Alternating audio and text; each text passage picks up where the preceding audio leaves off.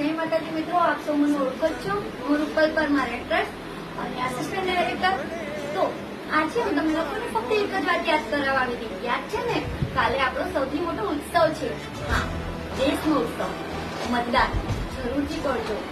અને હા, તમને એકલા જ નહીં, આજુબાજુ વાળાને પણ મતદાન જરૂરથી અપાવજો.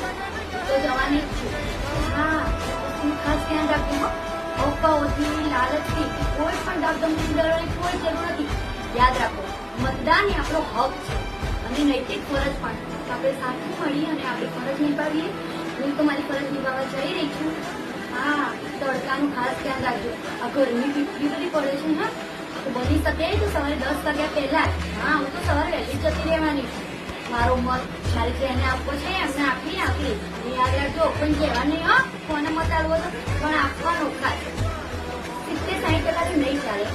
આ વખતે એટલું ખાસ યાદ રાખીએ કે 100% મતદાન કરીએ, તો જ 100% રિઝલ્ટ આવશે ને.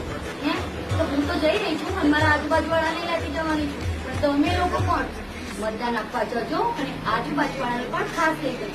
યાદ રાખો, આસ પડોશમાં કોઈ ઉંમરલાયક હોય અથવા તો વિકલાંગ હોય તો એમની મદદ કરીને બુથ સુધી પહોંચાડવા અને ત્યાંથી પાછા લાવવાની ફરજ પણ આપી જ છે. હા, તો ચલો, હું તો જોઉં છું મત આપવા. તમે પણ જરૂરથી જજો.